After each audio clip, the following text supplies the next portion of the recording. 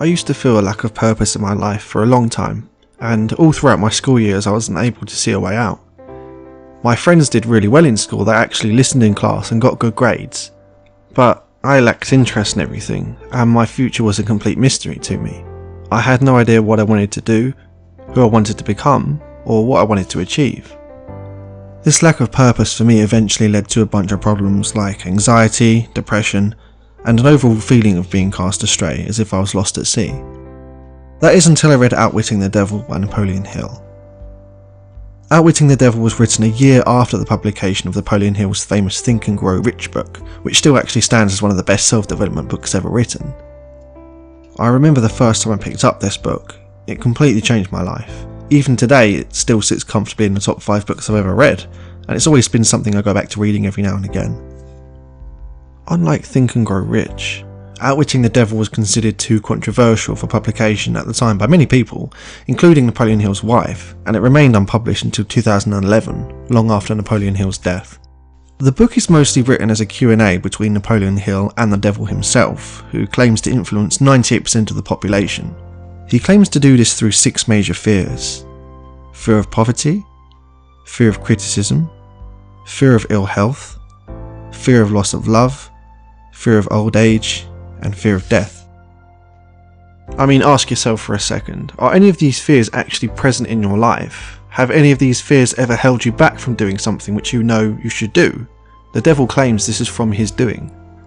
For me, when I was younger and I just finished school, I wanted to teach people the life-changing things I read in self-help books. However, at the time, the fear of criticism constantly held me back from taking action.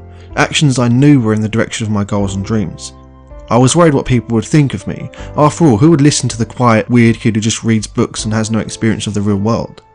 That was my rationalisation anyway. I wanted to please everyone to a point where I would stop myself from suggesting solutions to people who I saw struggling because I feared the way that they would react to me. The devil suggests that when we fear things, we hesitate, we procrastinate and we make excuses. We'll find any reason not to move ahead on something because of our fears. And when we let our fears get the better of us, we can easily begin to drift through the sea of life with no compass or direction.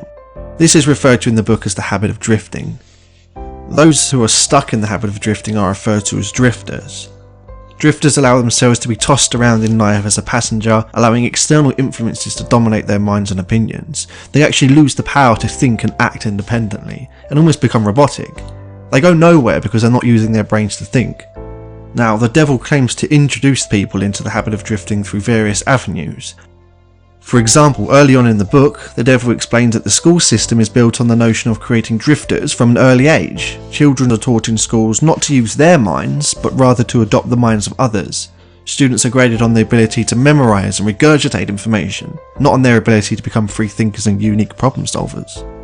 I mean, think about it. What if there was a class in school which taught us how to think for ourselves, or a class which encouraged our individuality and uniqueness? How different do you think the world would be today? How many more Bill Gates, Jeff Bezos, Steve Jobs or Elon Musks would there be if we actually nurtured people's uniqueness and creativity and adopted this practice into modern society? But that's not the only thing. The devil then claims to influence us through various other substances like alcohol, which corrupts our power of independent thought, cigarettes, which breaks down our power of persistence, our endurance, and our ability to concentrate, and unhealthy foods as well, which the devil really says overworks our digestion organs, clogging up our bodies and making us slow and sluggish. He then suggests that neglecting to think independently, along with the use of substances like these, causes new habits to form. Bad habits. In fact, any habit which causes one to procrastinate or to put off reaching a definite decision leads to the habit of drifting. Over time, a drifter's bad habits begin to enter the subconscious mind, meaning drifters start to repeat these bad habits without even consciously being aware of it. If it's not fixed, these habits can even become permanent. This is what the devil calls the law of hypnotic rhythm, a law which works both ways depending on our habits.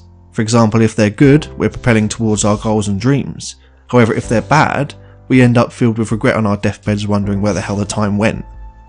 So, we know the devil's tactics, but how do we outwit him? To put it simply, become a non-drifter. In the book, Napoleon Hill forces the devil to share everything with him, even the solutions of breaking free from his control.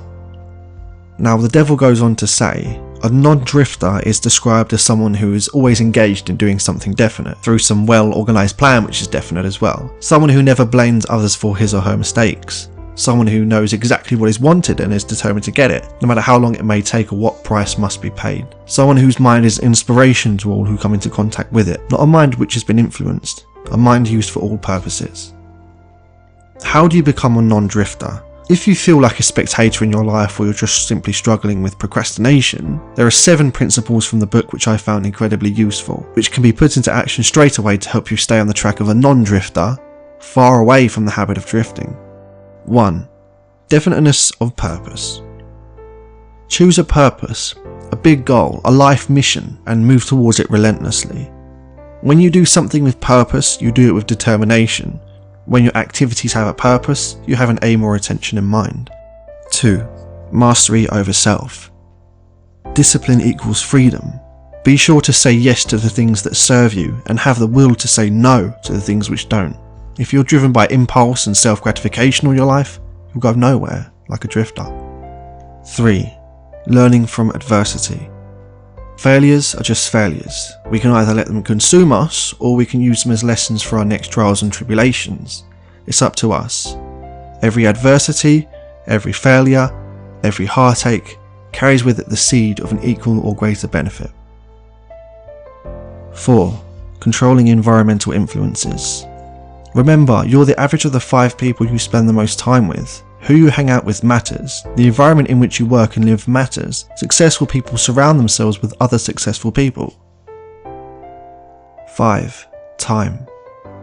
Time can make drifting and negativity permanent, but it can also make positivity and wisdom permanent. In an age of self-gratification and dopamine buttons in every app, it's easy to forget that the best things in life take time to manifest. 6. Harmony. In order for you to balance mental, spiritual and physical aspects of your life, you must be the main actor. Put yourself first in situations and don't try to please everyone. If you focus on trying to please everyone, you will lose sight of your own purpose and values. 7. Caution. Always act, but think before you act. Planning in advance is essential to becoming a non-drifter. Think about it, if a football team failed to plan before a game, how much more would it affect them out on the field? They'd probably lose, wouldn't they? Getting what you want from life requires positive thinking, a definite plan of action, and a clear purpose. By following these principles and making a conscious effort to implement as much of this into your life, you give yourself back the power. The power to control your thought patterns and habits. The power to build a better life. The power of self-awareness. The ability to ignore or reject external influences which do not serve your purpose in life. The ability to think for yourself. Remember that your dominating thoughts attract, through a definite law of nature, by the shortest and most convenient route, their physical counterpart. Be careful what your thoughts dwell upon. Considering this book was written 80 years ago, I still think it carries a lot of weight, and it made me realise that although a lot has changed since then, people really haven't changed that much. Before I read this book, I used to think that motivation was the most important thing. I was wrong. Motivation is a feeling. Motivation comes and goes. I mean, it's great as a temporary push towards taking action, but I feel it is discipline which is key to living the life of a non-drifter. Discipline is forever if mastered. And it is discipline which eventually breaks down the barriers of old negative habits. The discipline of respecting yourself enough to saying no to the things which don't contribute towards your purpose. And the discipline of saying yes to the habits which propel you towards it, laying the foundation for new positive habits, and ultimately, a better, brighter future.